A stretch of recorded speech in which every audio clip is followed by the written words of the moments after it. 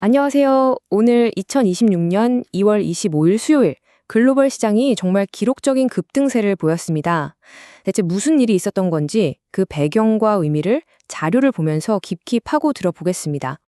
와, 보세요. 바로 이 숫자입니다. 플러스 1.41%.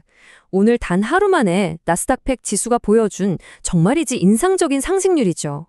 자, 그래서 대체 글로벌 시장에 무슨 일이 그리고 왜 일어난 걸까요? 이게 바로 오늘 우리가 풀어봐야 할 핵심 질문입니다.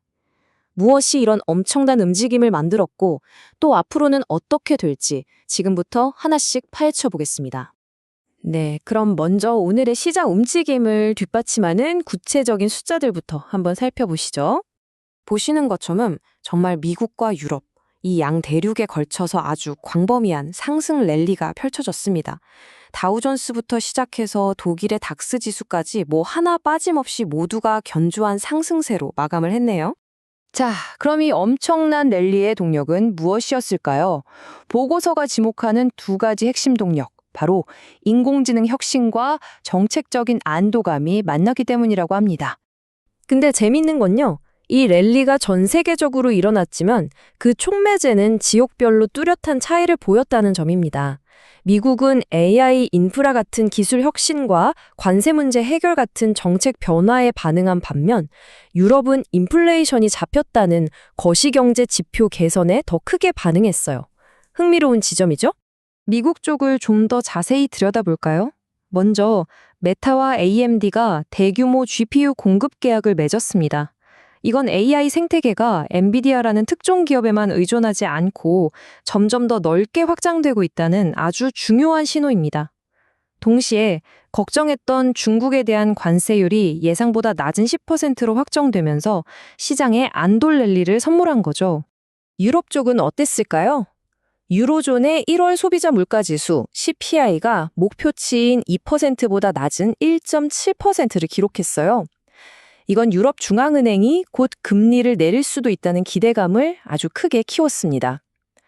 여기에 HSBC 같은 대형 은행의 실적까지 좋게 나오면서 시장 전반에 따뜻한 바람이 불었죠. 자, 그럼 이제부터는 한 걸음 더 들어가 보겠습니다. 보고서가 기존의 경제 이론들을 활용해서 이 현상을 얼마나 더 깊이 있게 해석하는지 한번 살펴보시죠.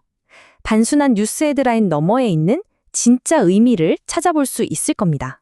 보고서는 시장의 이런 움직임을 설명하기 위해서 크게 세 가지 분석의 틀, 세 가지 렌즈를 제시하는데요. 바로 시스템 진화, 장기 자본, 그리고 시장 심리입니다. 첫 번째 렌즈는 시스템 진화입니다. 군터 뒤크라는 학자의 이론인데요. AI가 이제는 단순한 기대감을 넘어서 실제 산업의 효율성을 높이는 단계로 접어들었다는 겁니다. 메타가 엔비디아뿐만 아니라 AMD에게서도 GPU를 공급받는 것, 이게 바로 시장이 단일 공급자에 대한 과잉 최적화 위험을 피하기 위해 스스로 진화하고 있다는 아주 대표적인 사례라고 할 수 있죠. 두 번째 렌즈는 장기 자본입니다. 사이페딘 아모스의 이론을 가져왔는데요. 지금 아마존 같은 빅테크 기업들이 무려 2천억 달러라는 천문학적인 돈을 설비 투자에 쏟아붓고 있잖아요. 이게 단기적인 이익을 쫓는 게 아니라 미래의 생산성을 위해서 자본을 심화시키는 과정이라는 해석입니다. 그만큼 미래 기술 자산에 대한 강력한 신뢰를 보여주는 거죠. 마지막 세 번째는 시장 심리입니다. 바로 켄 피셔의 유명한 걱정의 벽이라는 개념인데요. 지금 유럽 시장에 지정학적 리스크 같은 걱정거리가 없는 게 아니잖아요. 그런데도 증시가 사상 최고치를 경신하고 있죠. 이건 시장 참여자들이 이미 알려진 악재들은 모두 주가에 반영했다고 판단하고 이제는 긍정적인 면에만 집중하면서 걱정의 벽을 타고 오르고 있다는 뜻입니다. 자, 지금까지는 오늘 일어난 일에 대한 분석이었고요. 이제부터는 미래를 내다볼 시간입니다. 보고서의 계량 모델이 다음 달 3월 시장을 어떻게 예측하고 있는지 구체적인 수치로 한번 확인해 보겠습니다. 자, 그렇다면 이 똑똑한 퀀트 모델은 과연 2026년 3월 시장에 대해 어떤 예측을 내놓고 있을까요? 결과를 보시죠. 모델은 특히 아시아 시장의 강한 성장을 예측하고 있습니다. 한국의 기업 밸류업 프로그램 같은 정책적인 요인이 긍정적으로 작용해서 코스피 목표치를 6,500으로 잡았고요. 중국 상해종합지수도 4,550까지 오를 것으로 보고 있네요. 나스닥 역시 상승 추세를 이어가면서 27,200을 목표치로 제시했습니다. 이렇게 시장에 대한 분석과 예측이 나왔다면 그 다음은 뭘까요? 바로 전략이죠. 이 보고서는 이런 시장 상황을 헤쳐나가기 위한 몇 가지 체계적인 퀀트 전략을 제안하고 있습니다. 첫 번째 전략을 이해하기 위해선 페어 트레이딩이라는 개념부터 알아야 합니다. 어렵지 않아요. 쉽게 말해서 같은 산업 안에 있는 두 회사의 주가 격차가 앞으로 벌어질지 아니면 좁혀질지에 베팅하는 겁니다. 누가 이길지를 맞추는 게 아니라 둘 사이의 상대적인 성과, 그 간격의 변화를 예측해서 수익을 내는 거죠. 그래서 보고서가 추천하는 구체적인 페어 트레이딩 전략은 이겁니다.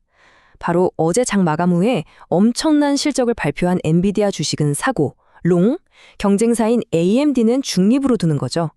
이건 엔비디아의 독점적인 우위가 당분간 계속될 거라는 강력한 예측에 기반한 전략입니다.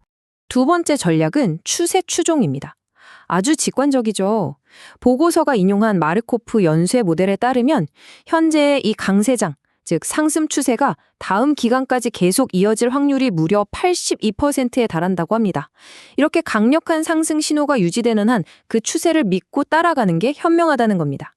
그리고 세 번째 전략, 사이클 동기화 포트폴리오를 이 도넛 차트가 아주 명확하게 보여주고 있습니다. 보세요. 기술주의 70%, 그리고 구리 ETF에 20%를 투자하죠. 이게 무슨 뜻일까요? AI와 기술이 성장하려면 데이터 센터 같은 막대한 물리적 인프라가 필수적이잖아요. 그리고 그 인프라의 핵심, 전선이나 부품에 들어가는 게 바로 구리입니다. 그러니까 이 전략은 눈에 보이는 기술의 성장과 그 성장을 뒷받침하는 현실 세계의 원자재, 이 두 사이클의 동반 상승에 동시에 투자하는 아주 영리한 방법인 셈이죠. 자, 지금까지 정말 많은 데이터와 분석을 살펴봤습니다. 그렇다면 이 모든 것에서 우리가 딱 하나, 가장 중요하게 기억해야 할 핵심은 과연 무엇일까요? 바로 이겁니다. 보고서는 현재 시장을 AI 인프라가 현실 세계의 생산성과 만나는 골든 크로스의 순간이다 라고 아주 강력하게 정의합니다. 우리가 지금까지 살펴본 시스템의 진화, 장기 자본의 투입, 그리고 걱정의 벽을 넘는 시장 심리, 이 모든 것들이 바로 이 한 지점을 향하고 있다는 겁니다.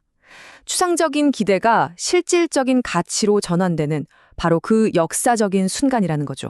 결국 시장은 차가운 데이터와 뜨거운 인간의 심리가 함께 만들어가는 무대입니다. 여러분의 투자 나침반은 이 둘 중 지금 어떤 신호에 더 주목하고 계신가요? 한번 깊이 생각해 보시면 좋겠습니다.